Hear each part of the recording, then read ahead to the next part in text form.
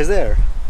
This is old but new to me 2003 Z06 Corvette, and it looks good for the most part, but it's a little bit crooked, and the reason is it's got quite an extensive undercarriage damage, especially on the rear side.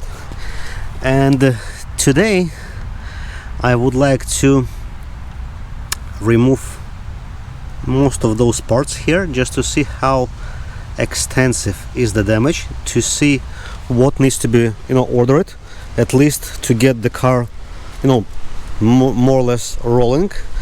The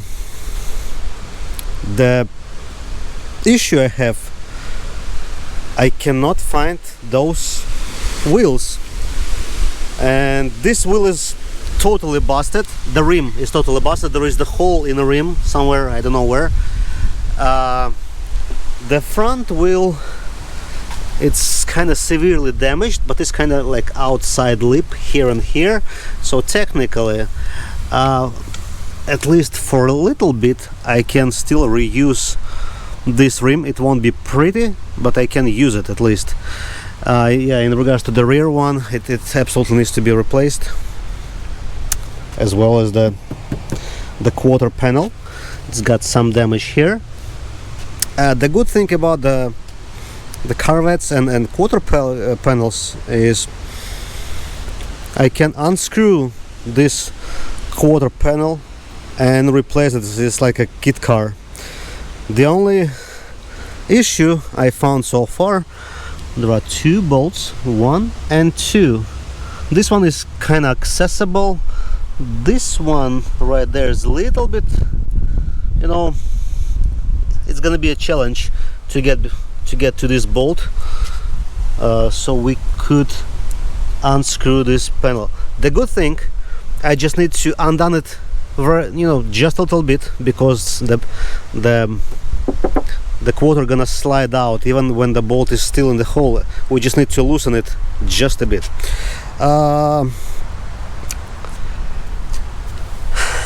There is no way I'll be able to raise the car because the jack won't fit in there, so I'm gonna need to move the car probably a couple feet away, so I can put a jack like in the center and raise the whole rear of the car, and then I'm gonna put some jack stands or whatever. So that's gonna be the plan for today.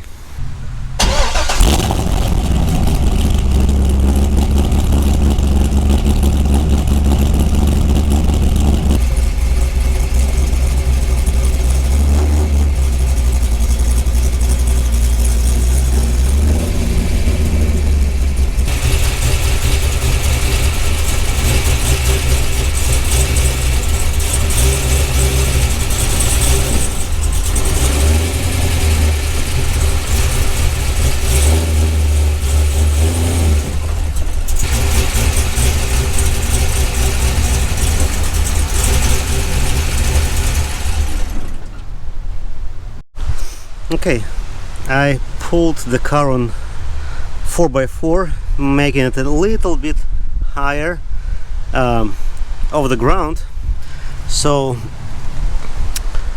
first of all, it should give me some clearance to put the jack in the front to jack up the car, and in regards to the rear, I'm gonna put the jack under the cross member. Oh my god, it's so low. I'm not sure how, but probably it's gonna be the cross member. And yeah, then then we'll see. After the series or sequence of events, I was able to jack up the car, so I would have an access to this area. I'm gonna remove the wheel. That's the nasty hole in the wheel, and that's not the only one.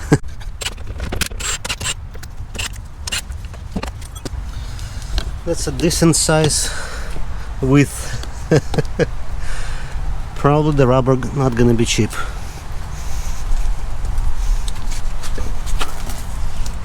Oops. Oops. And oops. Okay, let's check out what's in here. So I got the caliper secured there with the zip tie right to the hot exhaust, as you know, as it should be. This looks straight. Lower A arm or control arm looks fine, I guess. Yeah, this part that concerns me a bit. I'm gonna need to remove the liner just to get the access to some, you know, screws holding the rear fender in place, but that's gonna be later because this is the main area I would like to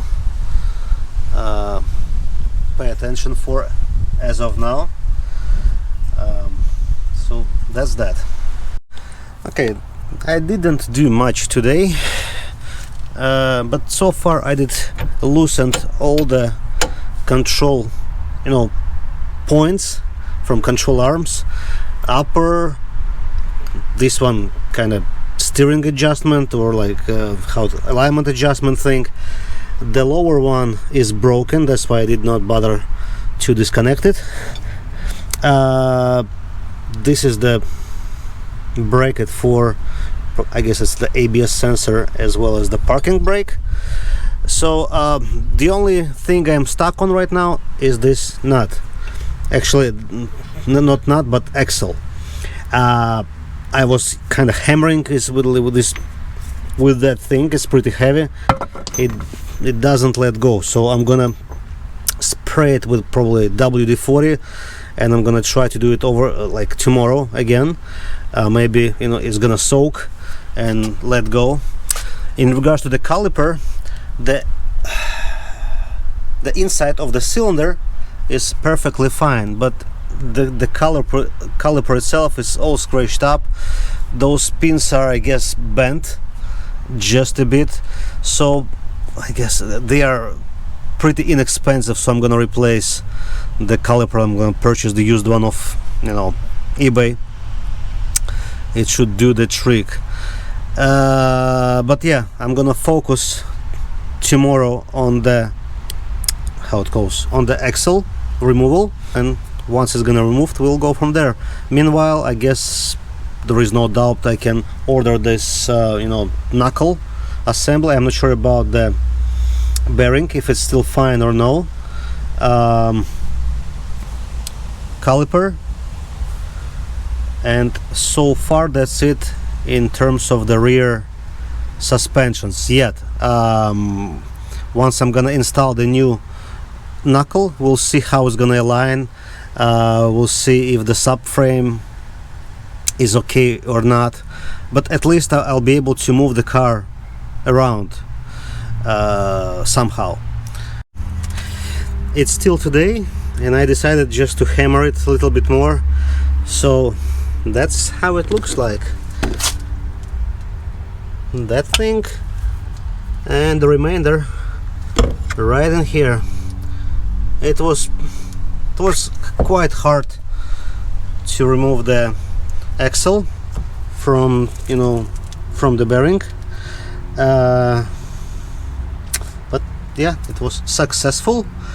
And now I'm gonna need to remove this remainder and to order the replacement parts, which is really cool. So yeah, this one is really the wrap for today. Take care, guys. The time goes by and I'm slowly starting getting the parts for this guy. So I found my original you know, wheel well liner is correct here, so, and it's remind you Z06, so So I found out that a regular base Corvette got exactly same liner, except they got this cutout made for Z06. It's exactly same part number, but when they cut out this thing here, they put a sticker with the new part number on the top of the old part number. So the original part number for the liner, at least right rear liner, is 104115778, while for Z06, after they made this cutout, this is what the part number looks like on the sticker, while it was not destroyed by the sun because it was laying outside. You can see it on the screen because I made a picture. What else I got? I purchased the rear caliper with the bracket. I purchased the hub bearing, and I got some questions about it. I purchased the knuckle, whatever you want to call it, and the interesting part about this one is that the rear right knuckle is exactly the same as the front left knuckle, so you can interchange the knuckles, or whatever this part is being called, between rear right side, front left side, or front right side and rear left side, which is interesting. That's the first time I encountered that. I purchased two ball joints, but only one of them came the proper type, so I returned the second one, and I'm waiting to receive the proper one again. So the question I have about this part, which is obviously the hub bearing for the rear right wheel, is I purchased it as the Moog part. However, this box came plain yellow. Usually the Moog parts are coming in normal box, like with some pictures, writings, but later on I found out that the box is double. So there is the Moog box inside the white box, but again there are no any kind of stickers except kind of this generic sticker, and I'm not really sure if this is the original Moog or it's a counterfeit Moog. I don't know. The ball joint I bought from Advanced Auto Parts, so I'm more or less confident it's the original one. But this one, it's kind of got the engraving. I guess it's like a laser engraving right here. That's it. It's kind of the Moog part, but I'm not sure if that's it is what it is. Probably time will tell. It's very stiff, which is good. The old bearing was destroyed. I already trashed it, and I also bought this carpet for the car, for the driver's side, because there is the problem with the carpet in the car. I will show it later. So what I'm gonna start with, I'm gonna do the same cutout in the liner, and the good thing is there is like a thin line right here going where it's supposed to be cut, because first of all I thought I'm gonna put it kind of on the top and use it as a template to do the cutout, but there is no need to, because there is already a line showing you where to make a cut. So that's what I'm gonna do right now. I'm gonna install it back, and then I'm gonna do the ball joints and all this stuff. 15 minutes, razor blade, sawzall and a file, and we got the opening for our air duct for the brakes. Not bad. Alright, let's keep going. So we've got this lower ball joint on our lower control arm is twisted, so I'm gonna need to cut it here in order to put like this like adapter to press it out from the control arm. So I'm gonna use the grinder, cut out the top of the ball joint, and the rest is easy, I guess.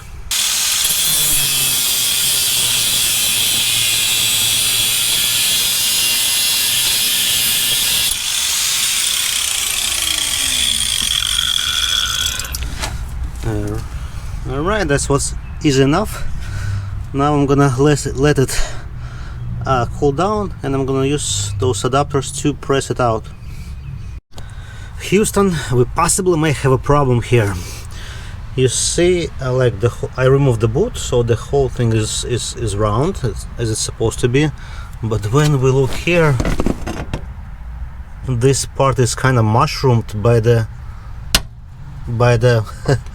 excessive force applied to this ball joint. There you go. I guess it's a better view.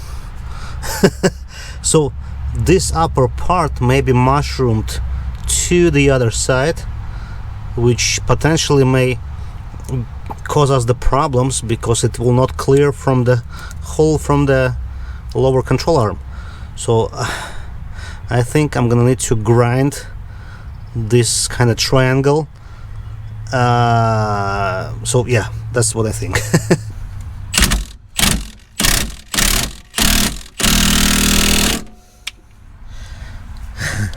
It stopped right on the lip.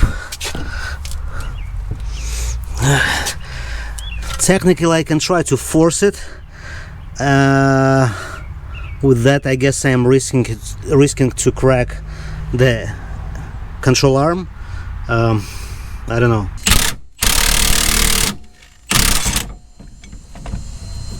Yes.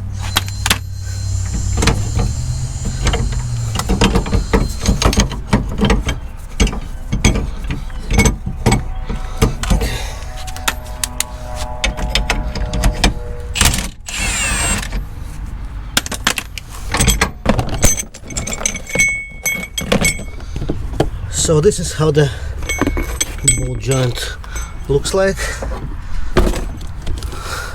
The A-arm, or actually control arm, maybe it's still fine. I mean, there is no any.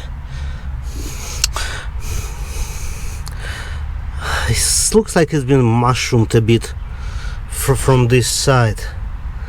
Maybe it's supposed to be like that, but let's say this lip right here is bigger than the lip right here. I don't know. So meanwhile, I replaced the rear brake caliper. I removed the upper ball joint. I installed the lower Moog ball joint somewhere there, yeah. And I'm gonna be waiting for upper ball joint, the hopefully correct one, to arrive, and then we're gonna continue with the installation. So I think right now I got all the parts I need to get this car back on all four wheels.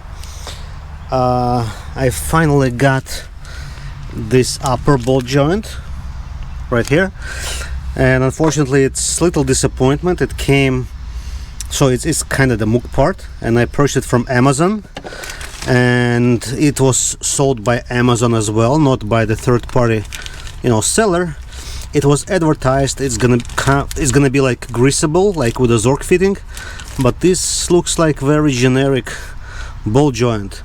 So I'm not sure if the Moog changed the design or whatever, but the Amazon description still as of today shows like totally designed exactly like this. So it was supposed to come like with the golden base and like with the Zork fittings, or fitting like like this one. But I am, whatever, it is what it is. I'm gonna install it anyway because I would like to try to drive the car. And so besides that, so I already showed you, I guess, this bearing with the ABS sensor. I got power stop, a brake kit the rear ones, the front ones. The how it goes, the pads are coming with pretty much all the hardware. It got the new rubber boots, it got those kind of springs, and of course the pads themselves.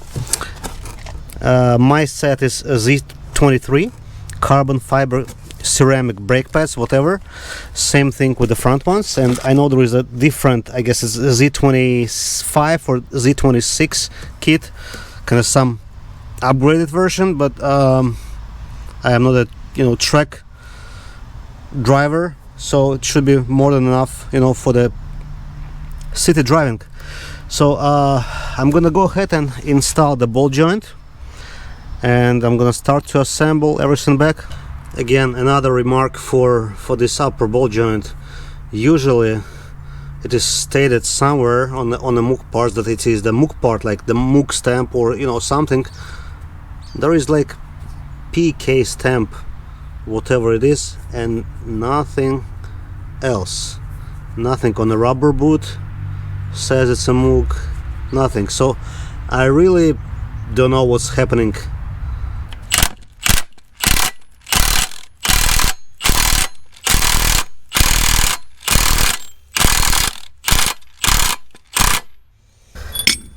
We have the ball joint pressed in. I'm gonna install the hub bearing now with that thing, and we're gonna put it back right there. Another roadblock today.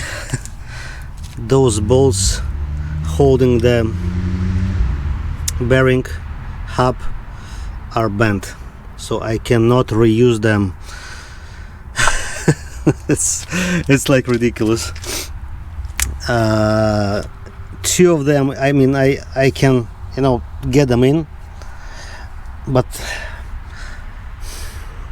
I don't want to risk it, because if one is visually bent, actually I already applied the thread lock on it. If the one is bent, most likely two other are also damaged. So to be on the safe side, it's freaking 400 power vehicle. I would like to play safe and order the new bolts.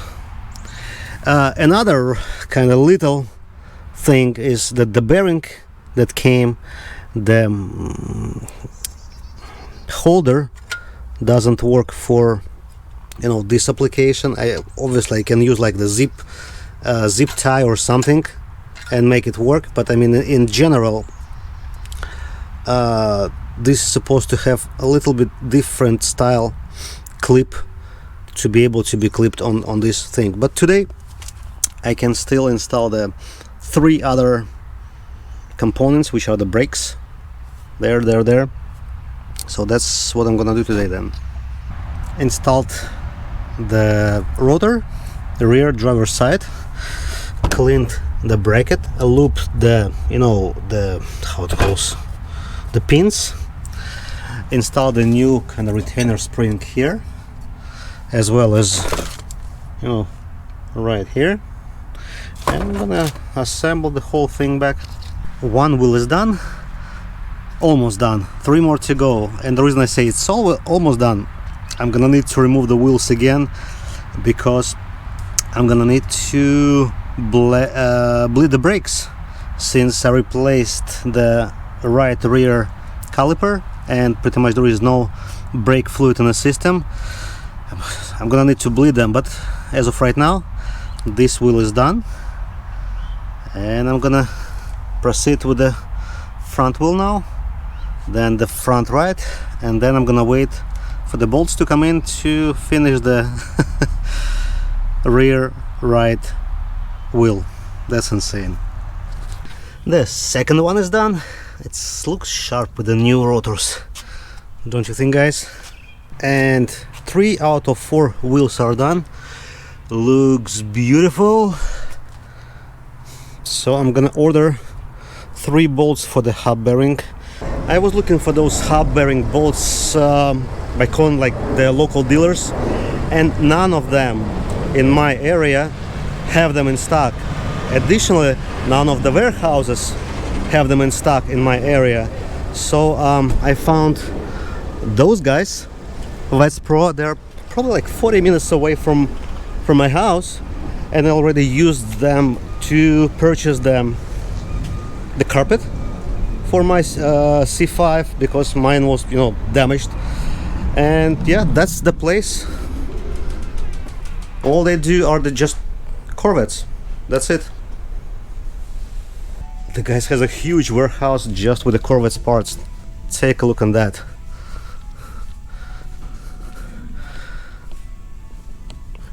Few of those Corvettes are on the shop block. They just got one in there hanging on the lift. Just take a look, guys. Seats, bumpers, I know, whatever you can imagine. Suspension components, like God knows, it's like paradise for Corvette owner. And I found the parts for myself. This radiator support plus those 3 magic bolts no one has around, plus this mega clip for my bearing. Great. Everything, transmissions, seats, I know. What do you have? Everything you need for a Corvette. What kind of Corvettes you're working with? For used parts, it's mostly C5s and C6s. Okay. So 97 and up for the used parts, and new parts we go all the way back to 53. Wow, it's probably like special orders. A lot of stuff we do have on the shelf, but some of the rare stuff we would have to order. So. Sounds good. You might to share what's your we're website Vet Pros. is? You can get us at vetpros.com or give us a call 704-320-0073. Thank you. Sounds good. Thank you. All right, just got back from those guys, and I got 3 bolts. I will use some thread locker, and the torque for those bolts is 96 foot-pounds. So I'm gonna start it kind of by hand, by impact, but I'm gonna finish with the torque range to make them 96 foot-pounds exactly. But first, tomato juice, the best juice in the world. I cleaned the thread with a wire brush, and I'm gonna put some blue Loctite.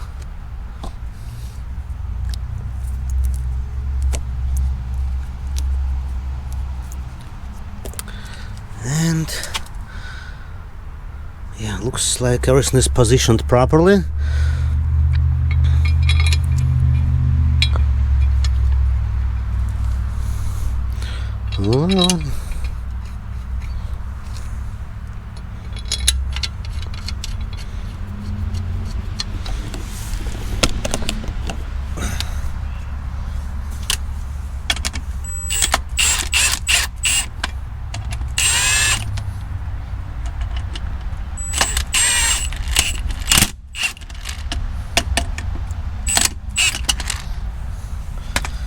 Okay, now I'm gonna take it to, I guess, to the vise, and I'm gonna finish the torque.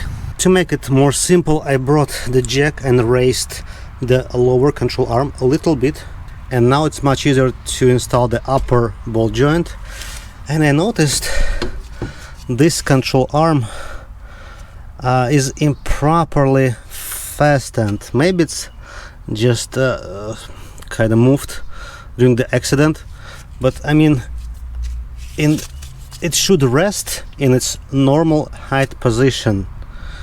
It shouldn't rest in the lower position, because when the car gonna be on all 4 wheels, it's actually gonna race, and those bushings gonna be under the constant stress, while they supposed to be kind of relaxed when the car is on the normal level.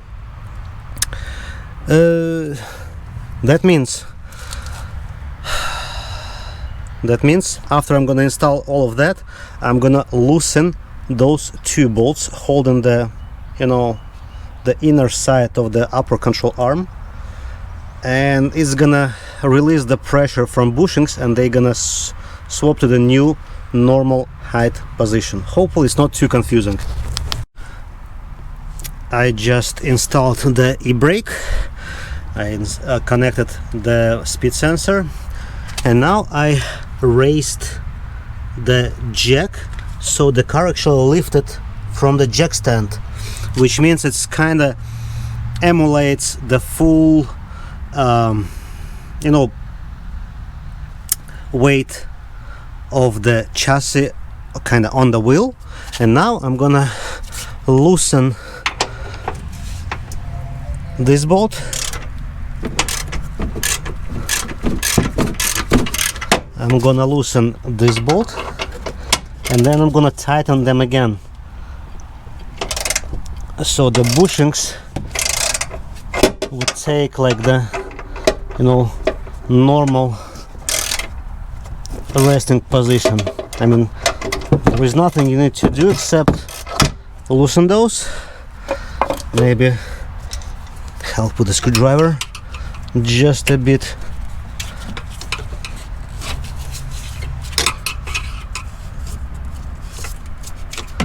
And here as well, so I can see it's moving. And now I'm simply gonna tighten it again.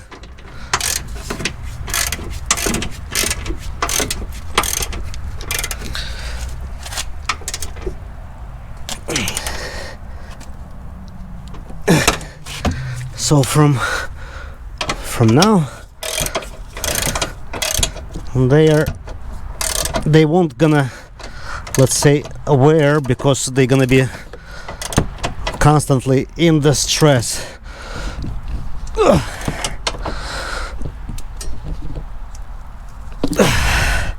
All right, this is it. I'm gonna install the last brake rotor. I'm gonna install the caliper, and I guess by that point I'll be able to bleed the brakes, and hopefully we can roll the car today, at least try to. I applied some anti-seize grease on this, you know, hub bearing. I am using Permatex on all my applications. Like, I used it like on all 4 wheels. I'm gonna use it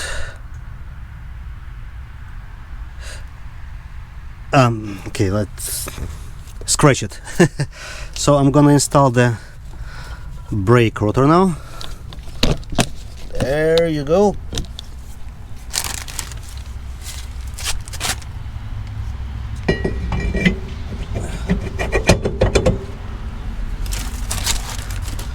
All right. Now I'm gonna actually clean this caliper bracket before I'm gonna install it, just to make sure those pins slides properly. I'm gonna lube them, and to lube them I am using this Seal Glide brake lubricant. For me personally, I had a good experience with this one. The reason is I tried the other ones, but the other ones actually they damage the rubber. Even they says, like, you know, for brakes and like etc. But the rubber parts expands. I'm not sure what the proper, or swells actually. Yeah, the rubber parts are swelling when I was using like the other type of brake grease, but this one works good for me and doesn't swell. At least doesn't swell as much as the other ones. I cleaned the bracket, installed new kind of guides for the pads, prepared those bolts with the thread locker, and I'm gonna install the bracket now, and then I'm gonna put this new spring onto the caliper and put it back together. The pads are installed. I applied this disc brake quiet thing. It's liquid, but when you apply it and wait for a few minutes, it becomes like as a kind of rubbery substance, and it prevents direct contact between the metal of the caliper and the actual pad, so it just eliminates the squealing. I had that thing for many years. I used it on pretty much all my cars, starting from Sienna. Really great results, at least for me, so I can definitely recommend that thing. It doesn't look pretty, but it do the job, and for me that's what's important.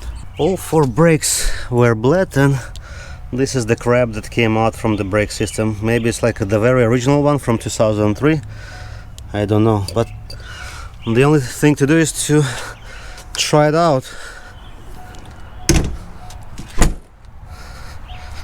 One, two. The quick note before we drive: I see that this will desperately needs an alignment, so you can see how it corresponds to the fender from the right side. So kind of the front part is kind of sticking out a little bit, while the rear part is kind of pushed there, while on this side the rear part is kind of sticking out and the front part pushed in.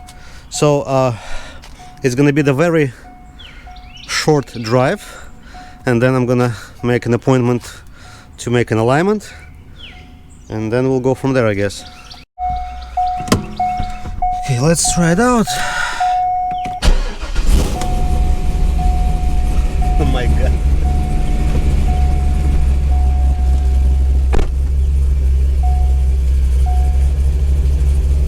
Service ABS lights. I'll connect the scanner later on just to see. Service column lock, service ABS, service active handling, service traction.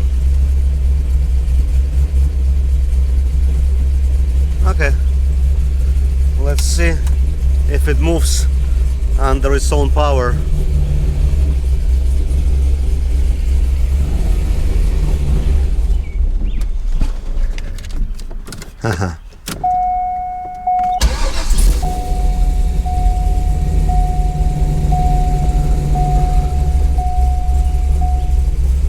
Not sure what just happened, why it stalled.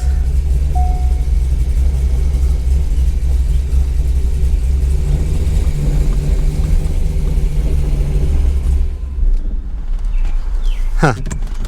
Interesting.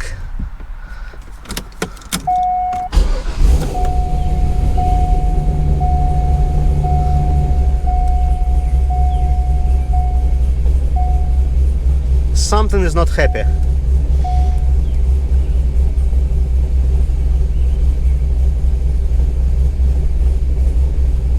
I guess the thing is like with the steering column lock.